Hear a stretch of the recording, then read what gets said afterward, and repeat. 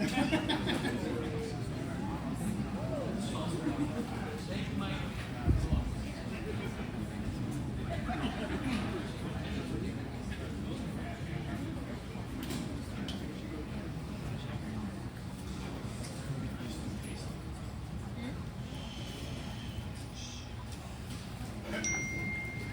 did.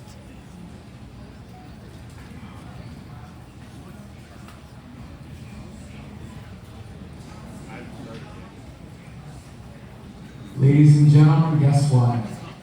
It's time for the Extreme Life of Matt Hardy podcast. Let's give it up for the one, the only former world champion, and in my opinion, first ballot Hall of Famer. Let's give it up for Matt Hardy!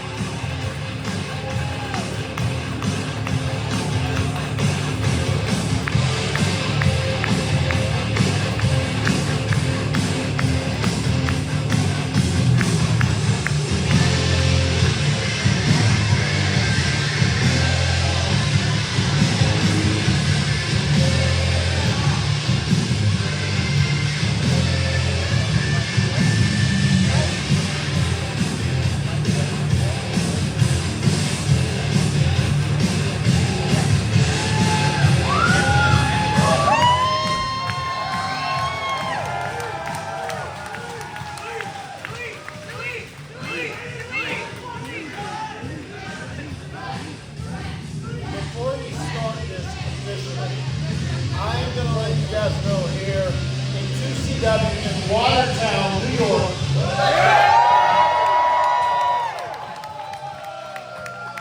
This is the biggest party ever!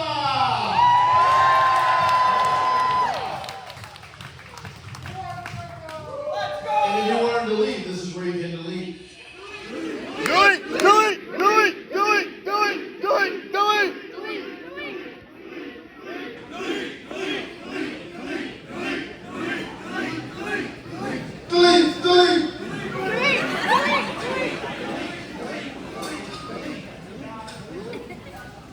What a turnout. Thank you guys. Give yourself a good round of applause.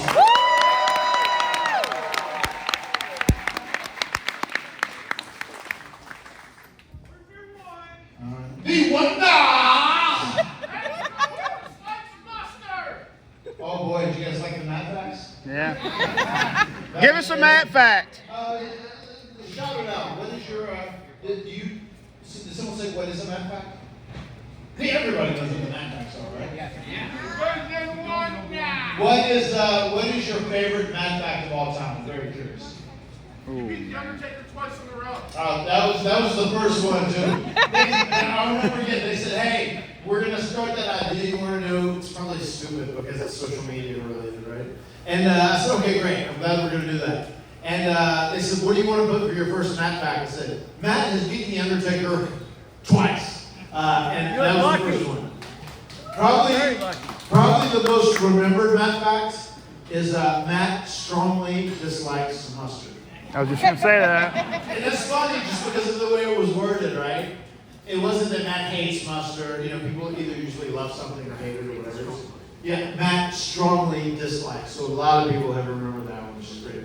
But it's been, I love doing Matt Hardy version 1, the Sensei Matthew. For me, that was a great time in my career because it was really the first time I stepped away from Jeff and we truly went as singles competitors.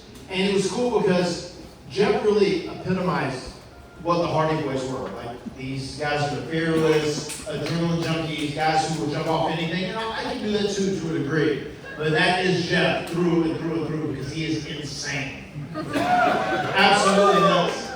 And whenever I got a chance to do Matt Hardy version 1, I knew I could lean into a character that was a little more character driven. That was, larger than life, full of himself, almost delusional, and it was so much fun. And it was so great because I got to show that I had my own personality, my own character strengths inside myself. And it was so great.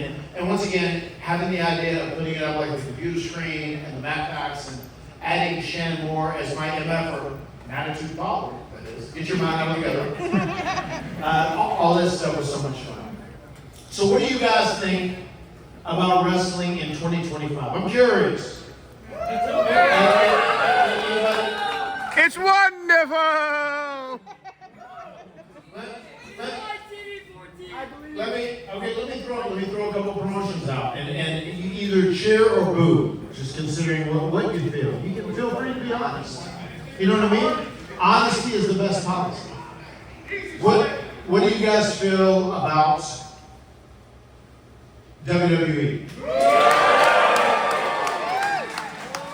On fire. What do you guys feel about AEW? Boo!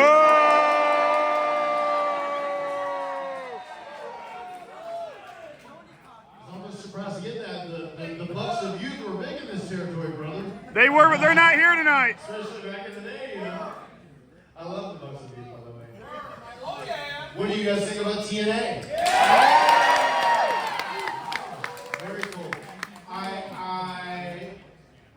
may be privy to some information that not everybody knows, but come the beginning of the year, TNA is going to have something really special happen as far as network television goes, and it's going to be really, really cool. TV deal. It's great because I am someone who grew up loving pro wrestling. I grew up watching NWA because I was in North Carolina. Mid Atlantic was there. I loved World Class Championship Wrestling. I loved WWE. It was like this. It was so crazy and slick and the pageantry of it and everything else. But I love all wrestling, and I still do. And it's weird. We're in this weird era of social media where there's so much tribalism and people want this to do good. I want TNA to do great. I want AEW to do great. I want WWE to do great. I want everybody to do great because that way there's a trickle down effect, and it comes to places just like this, like 2CW.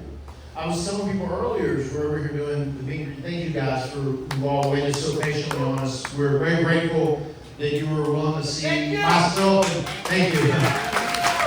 We're so grateful you're still willing to come see me and Jeff after being around 33 years. You haven't kicked us out of the business yet. But it's to me it's so cool that there are so many promotions, and if promotions do well on top, then it allows places like 2CW to like regionally grow and do well. I remember coming through here in the 2010s.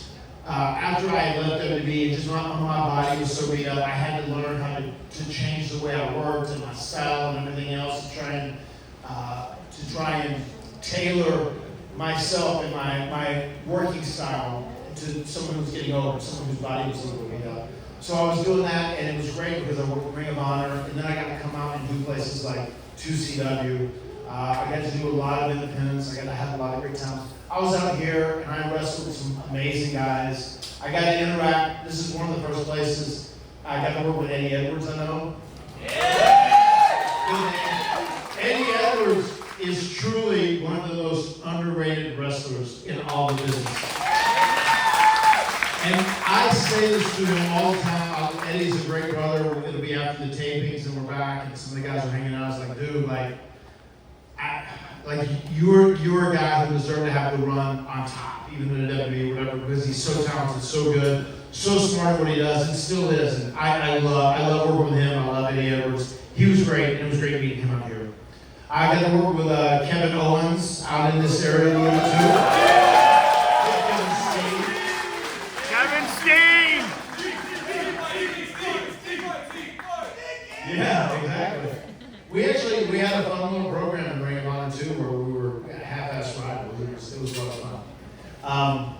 I got to wrestle Sammy Callahan out here. And a lot of the 2CW regulars, so it was a lot of fun to come out here. And my brother was very excited when he first came out here today. I was explaining to him how it was, because he was in TNA under like an exclusive contract during that time when I was out venturing in the Indies. And this place reminds me especially in the 2010s when I came here, of how we were when we were Omega. When I ran promotion, I really didn't know what I was doing. I was learning on the fly, learning on the job. And, we had the organization of Modern Extreme Grappling Arts, Omega. And we had like this very loyal, this audience that would follow us wherever, across North Carolina and South Carolina, wherever we go, and they were very loyal, and that's what 2CW felt like. And that's great because places like this, like 2CW, all the new guys that are just coming up in this area that are looking for breaks, this is where they get to work with like people that have been stars, people that have worked on top, legends now that are just here and they're able to sit around and talk to them and learn. Places like 2CW are vital to the pro wrestling business because this is like the true developmental territory in pro wrestling. So hats off to Josh, Steve, everybody else who made this happen. Very, very proud of you guys. There you go. 2CW! 2CW! 2CW! 2CW! 2CW! 2CW! I said 2CW is definitely deserving of a chant, no doubt about it. So with that being said, is there anybody here who listens to my podcast on a regular basis? Here we go. So we love you, bro. Thank you, bro. I love you. You and John Alba! There we go. John Alba could make the town, brother. He's too stuck in New York, He's stuck in Times Square, brother. Of course he is. No, I just want to say there is a tradition that we do every single episode of The Extreme Life of Matt Hardy. Do you know what it is? We do a Matt Fact! There we go! Yeah! Nailed it! There you go. So here we go. Here is the Matt Fact. Matt loves 2CW. Matt Fact. I'm pretty close. Matt Fact. Matt's first match in 2CW was against Eddie Edwards in 2012.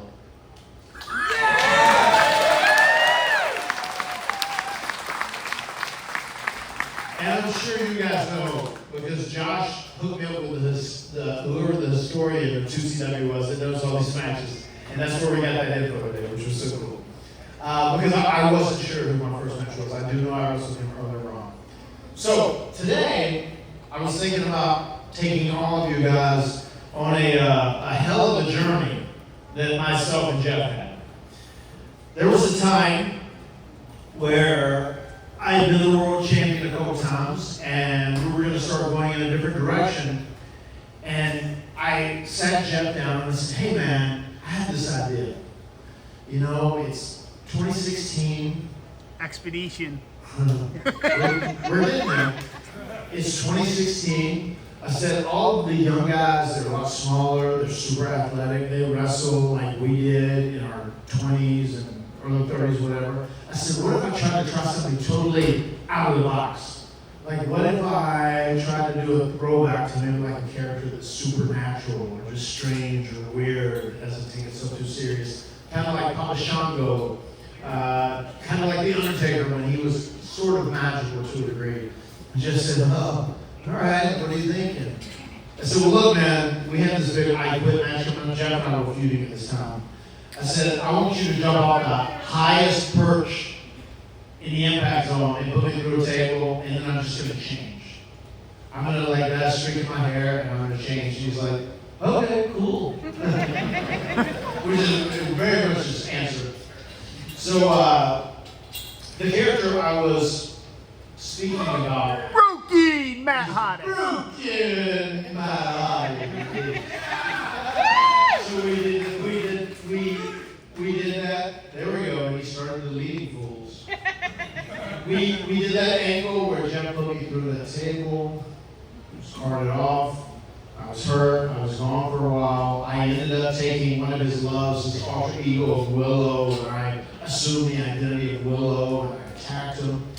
And the following week after this happened, and you saw the mask come off, and my hair was big, and frizzy, and like if I keep my hair real clean, I can kind of throw it up a little bit. I got a little Indian in me. I think it's a lot of the Indian. And I'll get my fro going. I had this blonde streak, and I took it off, and then the following week, I was set to do my first promo, right? So TNA at this time, anybody remember Big John Gabrick? who did a lot of stuff with WWE back in the day, and there was a while where he was at TNA. And he said, okay, well, you have your explanation, you know, what you're going to say, blah, blah, blah, and kind of do, of course, yep, I got it. And I had my wife with me, who was going to manage me, and she's, yeah, there we go, Queen Rebecca. Queen Rebecca. And she's very good at being difficult, I can tell you that. I am married to her. I've been with her for 15. When it's great, when it's good, it's the best ever. When it's bad, oh man. So she was kind of like the little voice in my ear that was kind of manipulating me. So I was going out to do this promo, and then I walk out there and I have this jacket on, which looks kind of old and archaic. And I haven't told anyone what I'm going to be saying, you know. And then I start talking and I go, yes, I have been for this expedition for so long, and my brother, my nefarious brother Nero. I knew you'd come. I knew he'd come. And he jumped off the highest perch available in the zone of impact, and he put me through this table. He tried to end my career, but he denied my career. He only strengthened my career because now I have a condition. It is my broken condition. And because of this incident, for you, brother Nero, it's over. And I'm back in the animal. So they would have, I probably got fired in WWE if I did this, but like nobody knew I was going to do that. So I remember I walked out, and usually when you come back through like the go position or gorilla position, they say like, you know, they're like clapping like, you know, standing ovation. Oh my God, that was great, or like, you know, like what was that, or this was messed up, or this was bad, or whatever else. I came back through and they were kind of like, they weren't sure what to do. They were kind of like clapping like, that was something. And then I heard my wife, she said, what the hell was that? I told everybody it was going to be different. So I'm keeping my word. I'm sticking to it. Just work with me here. I've got an idea. It's a work in progress. And what's funny is that the broken Matt Hardy dialogue and just like the words I would use, the words I would say so crazy, that became something people love so much about the whole character because they wanted to hear me say words crazy. They wanted to hear me say stuff backwards, like, you know, one of my favorites is that said before. Yes. The more of long. The books of youth. They were very famous in this area. Vince McMahon. Yeah, or McMahon. You think I'm going to go back to that dastardly McMahon? Are you up to build mine? Yeah, it was great. Bro, you will hear a little bit about it. Like, cause I had to have a conversation and explain Broken Matt Hardy to Mr. Man, and let me tell you, we were not on the same page. Because he was confused. And anyway, I did this. We kept this whole angle going. We did this contract signing, and we did it in a cinematic way. Jeremy Borash, JB, big shout out. He's great. He helped out so much of this stuff. And I don't know if any of you guys saw it, but whenever we did the transformation from the Hardy Boys being beat up by all four members of Dark State, and we went in the lake and we came back out. Lake of Reincarnation. The Lake of Reincarnation, yes. That was done by the originals, by JB and Jimmy, which was cool to get to work with them and do a WWE shit back at the old Hardy Compound. But we started doing this, we did this contract signing, and it was such a polarizing result after this era on Impact, right? And there were people that were saying like, oh my God, this is amazing. This is like old school wrestling like I loved growing up in the 80s, or, you know, it's like not taking itself too serious. I love it so much. This is great. And then there were other people on the internet. They're like, what are the Hardy Boys doing? They're going to ruin their entire legacy. This is the worst shit I've ever seen. You know, and it was very popular. But everybody had something to say about it. And it was just, people were sending each other these broken man memes and these different things we did. And that Brother Nero, I knew you'd come, all that. And then whenever we did the Dawn Deletion, that is when I had the fireworks and I was first shooting them at Jeff. that was the first time I was like, I want to say something different. I want to say like die or kill or whatever. And I was like, oh, delete's a pretty cool word. Right? Like a lot of people use that now. Like that's where that started from. And as I'm firing these things off, I'm just going, delete, delete, delete. And I was like, oh, yeah, it's kind of like you swipe an email or swipe a text or whatever. Delete. It gets deleted. And that's how that all came to be, yeah. And it's so crazy because I'll never forget, whenever we were doing that final deletion, JB shot it, and if you guys remember the final deletion match, and I mean, we did things where I grabbed Jeff and I pulled him under the water, where I was trying to drown him at one point, and then he came out as Willow, and then at the very end there was, I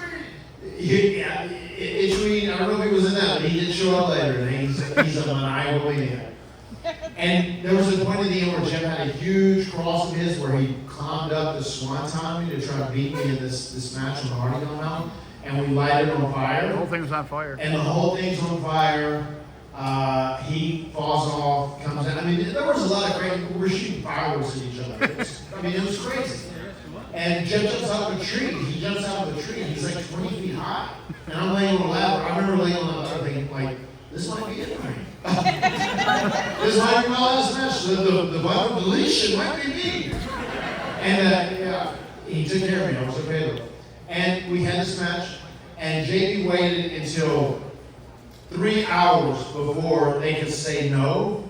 It had to go on to the TV schedule, like to turn it in. He's like, oh, I'm editing, I'm editing. He had it ready for like 3 days. But he just knew it was controversial. He wanted like it to pass Big, John Gabbard, and Dixie Carter. So he gave it to them. There were like 3 hours left. They finally get around. They watch it and go, oh, we saw it. And we have to put it on TV because we don't have time to put anything else, so we have to put this. And I remember he called me, and John Gabbard said, I'll be honest, you guys are shooting each other with fireworks. You're trying to drown your brother. You have Senior Benjamin in a willow thing and blow up his mask, and it's like a Scooby-Doo scene. He said, you set a huge cross on fire, and it's insane. He said, you would have to be an absolute wild man to put this on TV. And I said, but it's going to be on TV, right? He said, yeah, you can just call me the wild man. And Dixie had texted me that morning. She said, oh my God, I'm so scared. What are the thing? And the funny thing is, it did the highest rating that we had ever done on that by far. It like blew everything else away. And with DVRs, it's the only thing in that Destination America Pop TV era that did over 1 million, which is amazing, with like a 7-day DVR. But this is just so crazy to talk about. So we thought we were on something, we knew we were, and I had a feeling that Broken Matt Hardy was going to end up being a good guy when it was all said and done, if we went about it the right way. And we had Decay, which they were the perfect heel team for us to work against. Perfect group of bad guys who, you know, make Brother Nero and Broken Matt Hardy get back on the same page. So we're doing that deal, having a lot of fun, such a great time, no doubt about it. And we do this thing, it starts working, and like the delete thing got over, and like, I can't tell you how many people say like, my kids keep sending me, you going, delete, delete, delete, delete, like gifts and me, and like that was a real viral thing. And even the final deletion, I told the comments that you guys should post it in its entirety, you know, on our YouTube channel, because I think it's going to be good. And they said, well, we want to wait since the TV did so well with DVR numbers over the week or whatever. And then every other YouTube site started putting it up, and it was getting 3 million, 4 million, 5 million views, and then we're having to pull it down for copyright infringements. I was like, we could have been getting those views. That could have been ours, you know what I mean? Because it was just so hot and so on top of it. Which ultimately led to, in WWE, there'd be times where a segment would be going on, and people didn't like what was happening. Delete! And you had the crowd start going, delete, delete, delete, delete. And Michael Hayes called me one time. My wife stayed pretty close with him and had a good relationship with him. And this was so funny because Michael said, Matt, this is too funny. I have to share it with you. So I was talking with Vince. We were in this big production meeting. And he said, can somebody tell me all these fans? Damn it! Why are all these fans are going, delete? And they go, well, boss, that's a new thing the Hardys are doing. They're doing this thing called Broken Man Hardy and Brother Nero, and the delete thing is very popular. And he's like, just delete, I see it everywhere. I see the signs, delete Roman, delete this, delete that. Damn it, Michael, bring him home. I want the Broken Man, the Brother Nero, bring him here. And that's kind of how this started. And he said, so I don't know what your guys' deals are. I said, well, we do have deals that are coming up right at the end of February.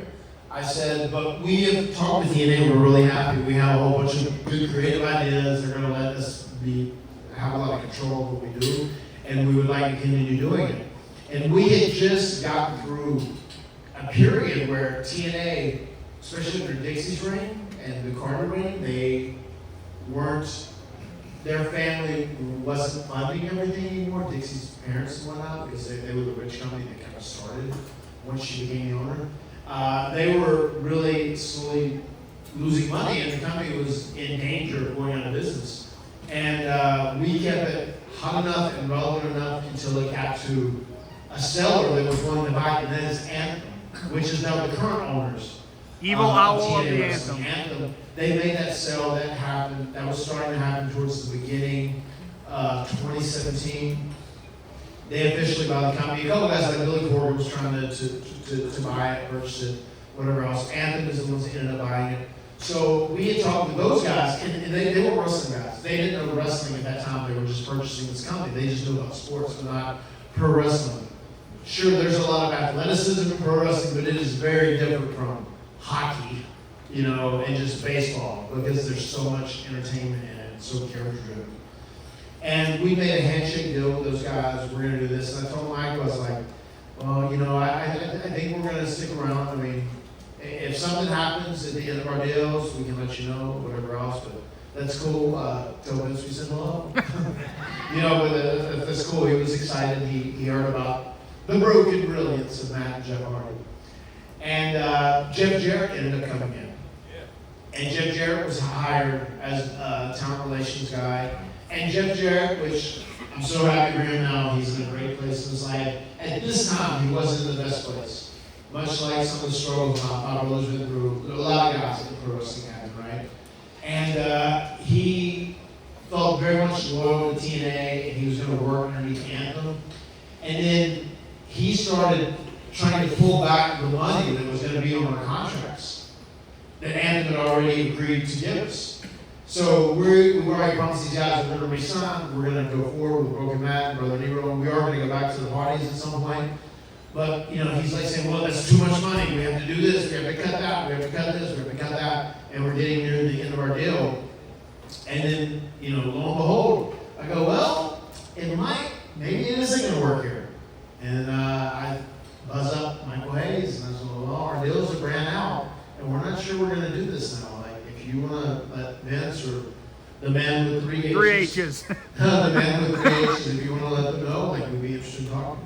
And we did. And we spoke to the man with three H's and had a really good conversation with him, spoke with Vince a little bit. And they had told us, they said, we would like you to come back, but Vince already has in mind what he wants to do with you. He doesn't want you guys to start until WrestleMania. Perfect timing. And they didn't say anything else. That's all we knew. We said, okay, well, that is a pretty long time because we finish up towards the end of February and we have 5 weeks where we're not really doing anything. And part of the story we were going to be doing, I had been working with the Bucks of Youth, the Young Bucks with Matt and Nick, who, been here in 2CW many times. And yes, and the Expedition of Gold is something we had talked about.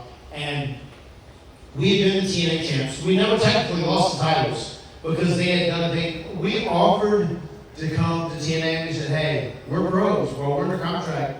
You name the team, we'll make sure they become the champions. We'll make sure they look good. We'll do business because that's the kind of people we are. We're happy to do that. And Jeff Jarrett's like, no, you're not coming here. You're not coming back here. And he had Shane Helms, Hurricane, who was working as a producer team at the time, he said, just give the belts to him, have him bring them back here. Because he was upset because we hadn't re-signed after he low us. And the angle we were going to do was going to be an interpromotional match because we were going to show up and win the Ring of Honor Tag Team titles, and then we were going to go back and forth with the Young Bucks and maybe have them win the TNA Tag titles, and then figure out something where both teams won both titles. We're going to do an interpromotional match. Ring of Honor and TNA had issues in the past before this, and we had smoothed out those issues. We worked them over, and we're on business to do this. So now that was going to go away. But I remember telling the man with the 3 H's, I said, hey, and those 5 weeks were off. What if I think this would be a good red herring to make people think we're not going to the WWE. What if we actually went to Ring of Honor and we won the Ring of Honor Tag Team titles and everybody thinks we're signed the Ring of Honor? I think that would throw people, off the trail, right? He said, well, let me throw up on the big man. Well, maybe I shouldn't. Being Vince, he said, maybe I shouldn't. I don't know if you would like that or not, but let me think about it. I'll get back to you. And we got the green light to do that. So we had already agreed to sign with WWE. We were about to sign our deal, and they had given us permission to work Ring of Honor for those 5 weeks. And I talked with Matt and Nick. I talked with the Ring of Honor office and whatnot. And we were in the Hammerstein Ballroom. The Young Bucks were in the ring. The lights went out. And when the lights came back on, Broken Matt and Brother Nero in the ring. Oh my God. What's so crazy, I was doing Ring of Honor like 2012, 2013 to the beginning of 2014. And when I was in that Hammerstein Ballroom, that crowd hated me. They despised me. They loathed me. They were sitting there and they were going, they would chant, Fat Hardy, Fat Hardy. I would do my finish, the Twist of Fate, and they would chant, same old shit, same old shit. Jay Lethal said, that's your finish. What are you supposed to do? You know what I mean? But anyway, when myself and Jeff showed up as Broken Matt and Brother Nero, the crowd exploded. Like we were the second coming of the Messiah. It was crazy. And it was so exciting. Had a match with the Young Bucks. We beat them. We won the titles. And like there was, oh my God, Matt and Jeff, they led TNA, and now they're running Ring of Honor. It's like, so, does anybody remember that when that moment happened? When we showed up and we beat the Young Bucks for the titles at ROH? Very cool moment, man. Everybody was in on it and down for it. And then we just did TV with those guys. We had a great time. We had to work with the Briscoes in a match that was recorded. I love the Briscoes. Rest in peace, Brother Jay.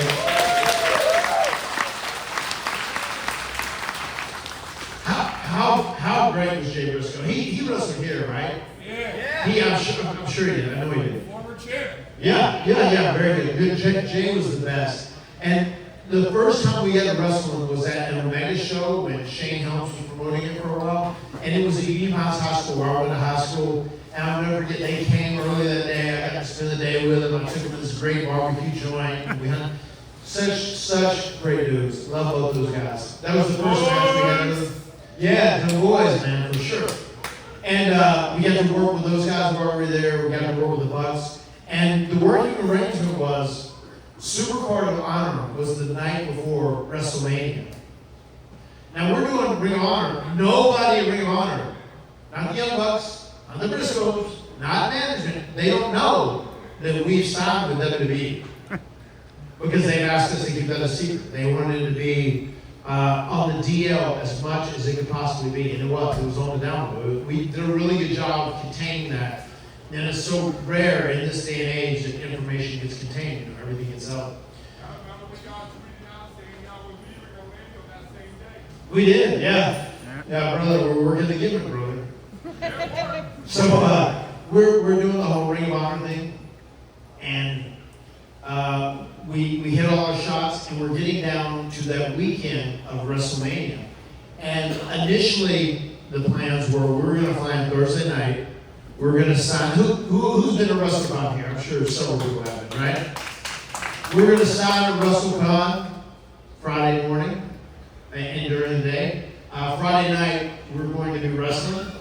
Saturday morning early, we were going to sign Watertown. We were going to drive down to where the Ring of Honor show was, do a pre-show meet and greet there, and then wrestle that night. So it was going to be a busy day. And then Sunday, like everybody assumed, we were done. Well, I take that back. We did have an Evolve appearance that we were doing that day, and it was like 5 or 6 hours. It was my whole family, all of House Hardy. It was myself, my wife, Queen Rebecca. It was Brother Nero. It was Senor Benjamin. King Maxwell, he was there as well. Vanguard 1 was even hanging out also. He made a little appearance. And this weekend, it was supposed to be us coming in on Thursday. Now we talked with WB and everything's official. They said, we're going to need you to come in on Wednesday. I said, got it, no problem. So we're underneath the WB deal. We fly in on Wednesday, and we're getting ready for WrestleMania. And I had seen, probably 2 weeks before the match, maybe 3 weeks, I think 2 weeks, on TV just said, now we just learned this match between Sheamus and Cesaro versus the Good Brothers versus Enzo and Cass is now a ladder match. And I'm like, that's strange. We have no idea what we're doing at this time. We just know we're supposed to be starting WrestleMania, right? So we come in, it's that Thursday. We come in the Wednesday, we get up that Thursday afternoon. Mark Carano, someone who worked there in town relations, comes to pick us up. And we was there when he first started, right when we first started, 97, 98. And he said, okay, well, this is the deal. I'm going to drive you guys to this warehouse. It's kind of like out of the way. Rehearsals.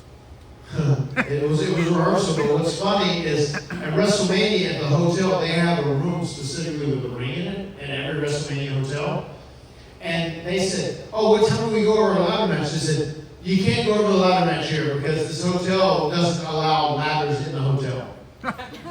That's for real. They told these guys this. And they had to go to a place like 15 minutes away. Because they knew if they had Matt Jeff Hardy walking into the WWE hotel, that immediately someone would put that out. They got to be coming back or whatever. So we go to this way far off-site location, and we're driving in an SUV, right? And it's all, the windows are all tinted, real dark.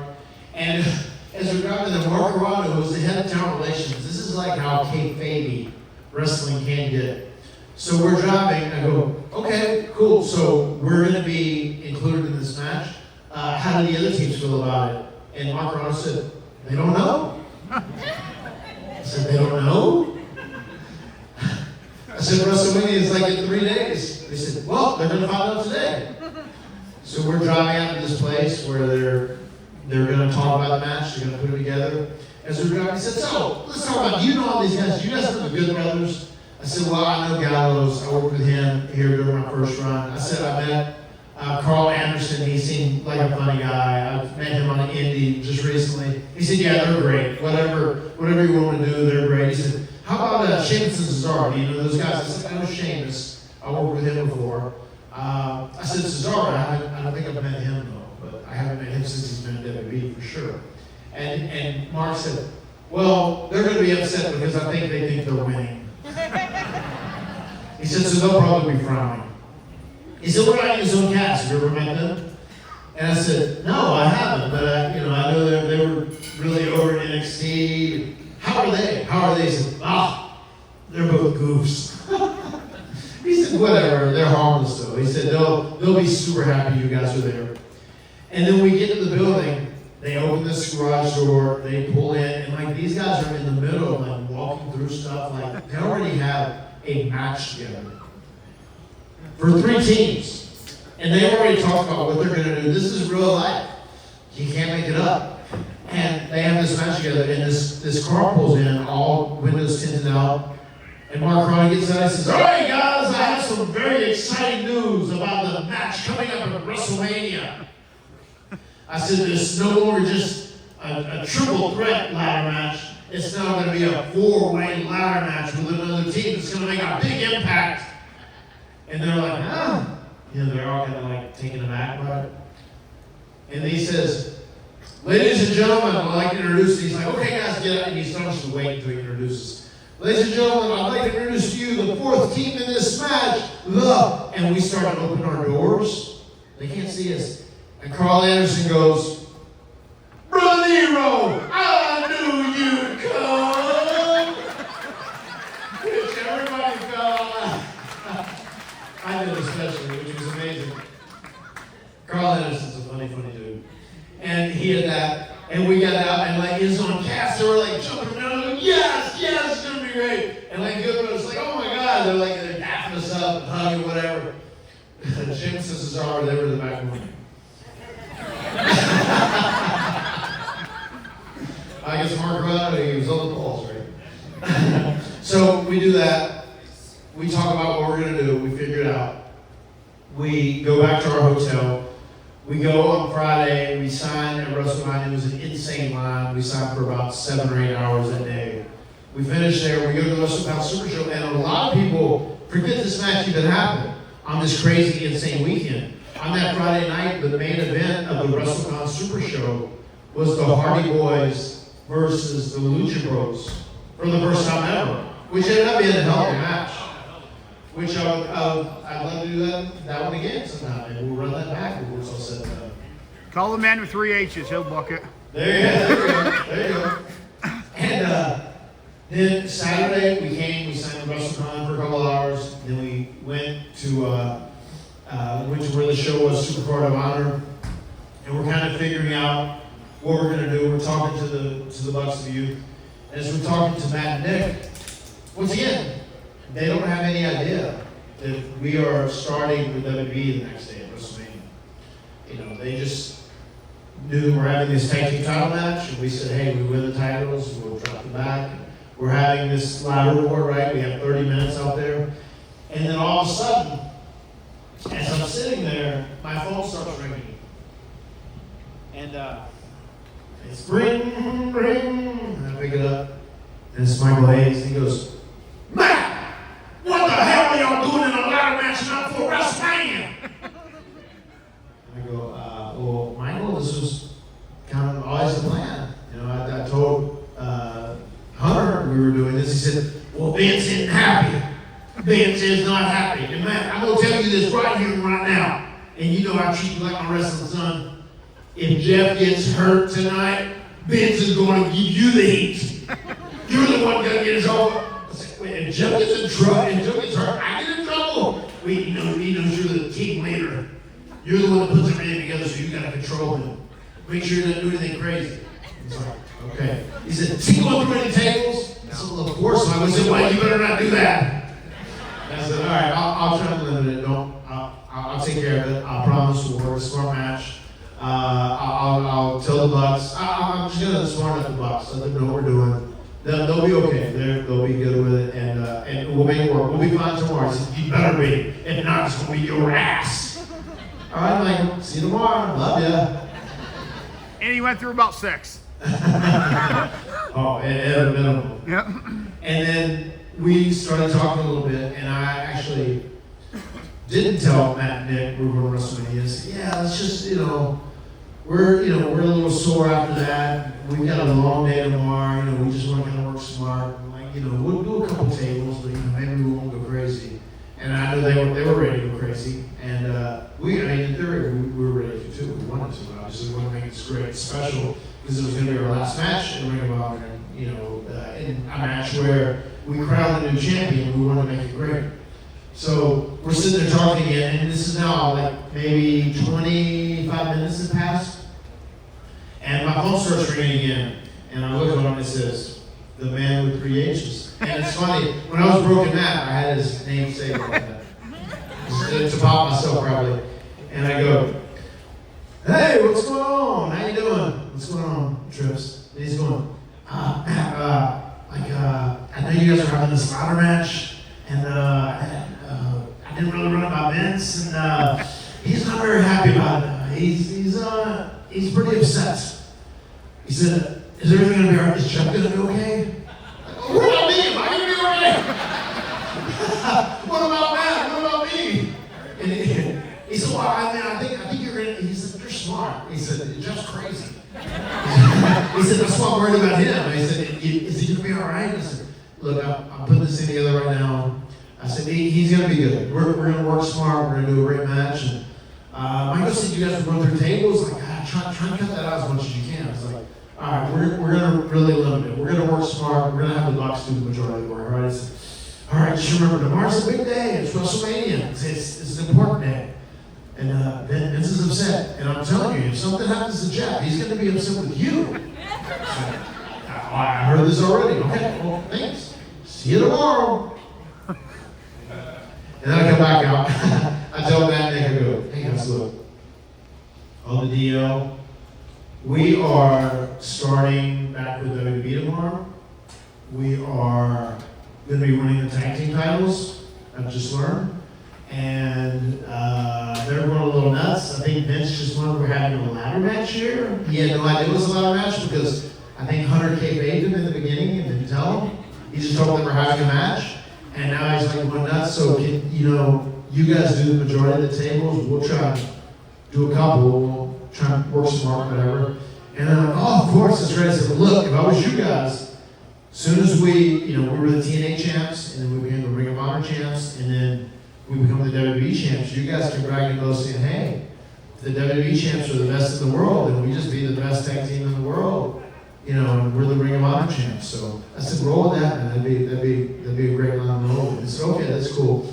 And like 10 minutes passed that I talked with him, and then all of a sudden my phone starts ringing again. Try Vince. And it was a unknown number. Yeah. I was like, oh brother, should I even pick this up? I better pick this up. Vince, yep. And who did you think it was? Vince. You were right. It was me, come on. So I pick up the phone, and he goes, damn it, Matt! What are you trying to do to me? Tomorrow, you're at the showcase of the Immortals. And tonight you're doing a damn ladder match in the honorable ring. What the hell? Tonight is irrelevant. It doesn't matter. And I knew your psychopath brother's gonna destroy his body tonight. Damn it, Matt! It's a showcase of the Immortals. Yes, you said that already. He said that twice. I said, okay, look. He said, how did I know this was a ladder match? Damn it! Tonight doesn't matter, tomorrow does. And listen, if this goes the way I think it's gonna go, I'm gonna set off all these fireworks. It's gonna blow your mind. Huh? Okay. And I'll go, look, we're putting the match together right now. We're gonna work really smart. I'm gonna make Jeff be good. You better! Because if Jeff gets hurt, you might be fired. Oh, I hadn't even started yet. That was quick. It was quick this time around. Okay, I promise. Jeff's gonna work smart. It's gonna be great. It's gonna be great. Okay, it better be. We'll see you tomorrow at the showcase of the Immortals. And you better be able to wrestle, damn it. We will. I promise. See you tomorrow. Thank you. Bye. No, I didn't. I don't know if our relationship was quite like that yet. And then I said, all right, guys, well, that was Vince, and he was yelling at me about how if Jim gets hurt, he was going to fire me. We had something in common with all these girls. So we talked to the Bucks. We limit our table bumps in this match. I don't know if any of you guys watched that match ever. But we did end up going through some tables. The match ended up being crazy. People talk to me about it all the time still. It's very memorable. And the Young Bucks did do a lot of the work. I think I went through 2 or 3 tables and Jeff went through 5 when it was all said and done. So we kind of exceeded our limits as they wanted 0, but it is what it is. We're the Hardy Boys, even though we're middle-aged and crazy at the time. You know, we had to go out there and do our deal because that's what we do. And we had that match, and people were like, oh my God, thank you so much. We can't wait for your next appearance at Ring of Honor TV, and we're so glad you're with Ring of Honor for the long haul. Great, thank you. Glad you enjoyed it. We go back to Orlando, we do an evolved appearance. All of House Hardy was there, we signed for 6 hours. And we had taken a picture when we flew in at the airport. And that's the picture someone just referenced earlier. And we said, thank you, Orlando, for an amazing week. It was great, we had such a great time. We're heading back to the Hardy Mountains, so we'll see you later. So we post that, like we're out of there. We go back to our hotel, we're sitting in there for a while. And we were not going to go to WrestleMania until an hour before our match, is when we were getting picked up. And they had told us, they said, we need you to go in Orlando. And this is in April, and it's kind of warm in April here in Orlando. They said, we need you guys to get a bunch of black hoodies because all of you guys who are coming in the venue, as you get out of the car and run to where we're going to hide you, we need you to be all covered up. And if you've ever seen the documentary, the only hoodies we could find in Orlando were pink, which was cute. My wife loved it. And we all have little pink hoodies. We put those on, we wear them. We're going in. As we have the pink hoodies on, we're running, we're doing our deal, we get in, and they put us in a bus. And that's where we're going to start dressing. And they said, okay, we're bringing all the guys down for like 5 minutes. It's 25 minutes before you guys are up. And then you guys get dressed, and then you're going out, and it's time for action. So the guys come in, we kind of talk through the rough outline of what we're planning on doing that night. We get that, they go, and then they said, okay, whenever the match is starting, we need you there. After the first entrance starts, we need the Hardys there within 5 minutes. And the entrance will start, they said, okay, go. And that WrestleMania was huge, it was massive. I don't know if you guys remember the set or the ramp, and it was so high.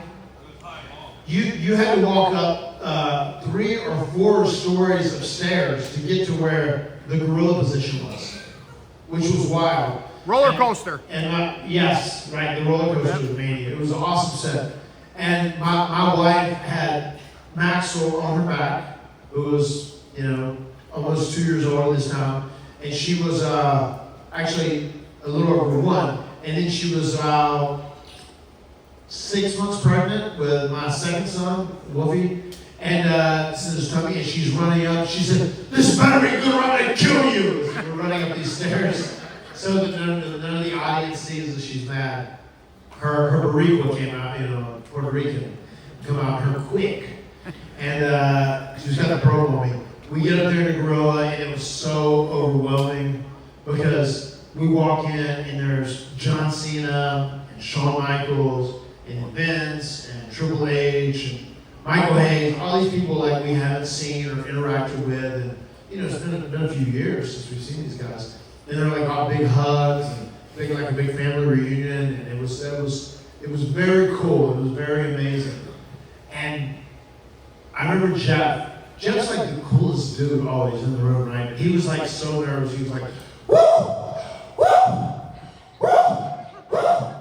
Just trying to like get it out. And sometimes he does that. Michael Hayes says, "Jeff, calm down. You've done this like a million times. It's good. You're going to be good." And it's weird because usually when you're in a big show like that, WrestleMania, you've been there all day since like 11 a.m. And you've been out, you've seen the arena, you've seen the ramp, you know what it's going to look like, you know what the whole setup is. But we haven't. We hadn't seen any of the show. We hadn't seen the setup. We're just walking out into a cold. And hats off to the day of new, as Broken Matt would say. To the New Day, as they change out of their gear, just street clothes as hosts, and they put on like the ring gear, like they tease that they may be in the match. And their introduction for us was so great, and they boosted it so much. Thank you, New Day. I love this guy. All three of them. And whenever they said, who can it be in the crowds? Who. And then when that music hits, loaded, and those guys, they're backing up, and we come out, man. The eruption, oh God, I'm getting chills just thinking about it now.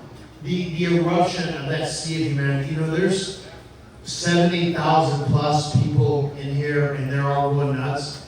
And the fact that they came out, and there were people in the crowd, I could almost like see individual faces. I'm like, oh my God, oh! like crying and breaking down, getting emotional. And then there were like hundreds of people going, delete, delete, delete. You know, and that's the whole reason Vince brought us back, right? He can do this delete stuff. Well, Vince, this is why. Yeah, bring me back, broken back, brother Nero, man. And man, we came out, and that reaction was just so intoxicating, so exhilarating. And a lot of times in moments like that, my memory is very vivid. But this one, because we hadn't seen this and it was so overwhelming, and you could feel the energy of the crowd. God, that is such a moment in our career that we'll always be grateful for. It's definitely a top 3 moment in our career. It may end up being the greatest moment of our career when it's all said and done. But the energy and the emotion was palpable in that venue. You know, there's 80,000 people in there.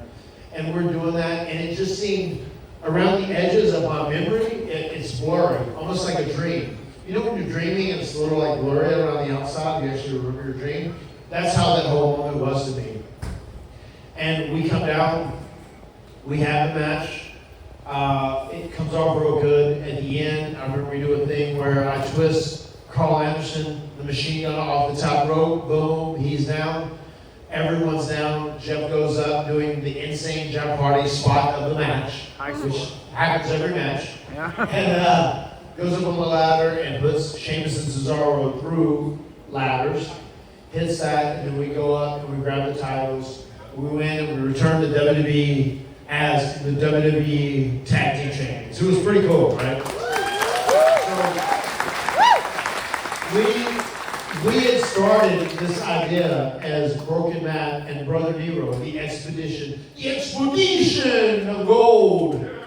And we went to like all these independent promotions and won titles. We went to Mexico and won titles. And then we won we were the TNA Tag Team Champions. Then we won the Ring of Honor Tag Team Champions. And we ran and we won the WWE Tag Team Championships. And still to this day, Jeff thinks I conspired with Triple H to like put this idea together like months in advance, which I did not. We just kind of stumbled into this, which was really cool and it was really neat. So we win the titles, crowd is going crazy, right? And we go up on the we're celebrating, we cheers the titles, we go up on the turnbuckles, and as we go up on the turnbuckles, outside the arena, you know what's outside arena? Pyro. Yes, Fireworks, yeah. start going off. And I was like, Chip, look at these fireworks, oh my God. And in my conversation, remember crazy, Vince McMahon said, if this goes the way I think it's gonna go, I'm gonna shoot fireworks. It's gonna be massive. And I was like, look at these fireworks, they're beautiful, they're red, white, and blue. And I was, oh my God. And they're all the way around the arena. And I was like, this is great. You know, we get these fireworks, we celebrate, everybody's so happy. Everybody in the crowd is happy. We come to the back, standing ovation, everybody's happy. They're like, you son of a bitch, you didn't tell me you were coming back. Or, you know, it's so great to see everybody. And I finally get to act normal and not have to keep something at top level secret. And then we're seeing everybody, they're hugging us, they're kissing us, they're so excited to see us. And then Kurt Angle comes up to me and Jeff, and he shoves us in the chest. He's like, hey, why don't you two take my fireworks?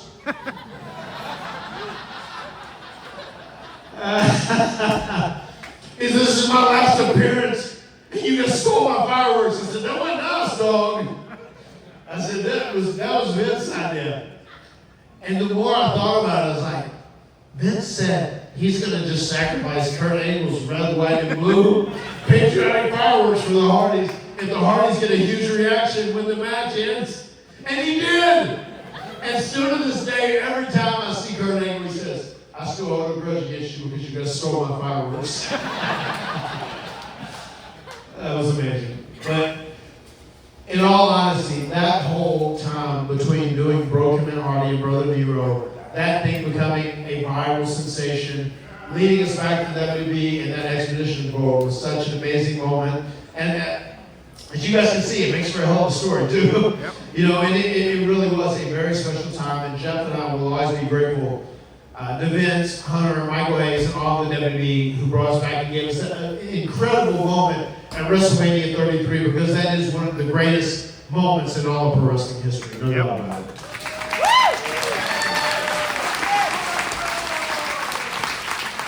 And one thing I like to remind people of is like Jeff and I, we have never felt like we are these top level superstar icons, legends, whatever. It even sounds weird when people say that now. But the thing is, Jeff and I were wrestling when we were young, and in our hearts, I'm 51. I'm halfway to 100. I'm just trying to stay out the box. That's what I tell people all the time. But I'm 51 and Jeff's 48. But inside, I feel like I'm 21 and Jeff's 18. And I think that is what's helped give us longevity as well. You know, and also cold plunges and ice baths. Those things have helped us out a lot. Big advocate for those things. But thank you. But I love being here in front of these intimate audiences, in front of places like 2CW. I love doing Omega. It was a labor of passion for me. It's something I loved, and it was hard to do and a lot of work, but it felt worthwhile because it was something I loved and enjoyed with every iota of my heart. And even being out here in front of each and every one of you, thank you for supporting independent wrestling. Thank you for supporting the next generation of the guys that are going to be top superstars in WWE, in AEW, in TNA. Without places like 2CW and independent promotions that run regularly with these loyal fan bases, we wouldn't get those same talents come up and out. This is what has replaced the territory system. And for each and every one of you that have supported independent wrestling and 2CW specifically, thank you very much. Give yourselves a round of applause.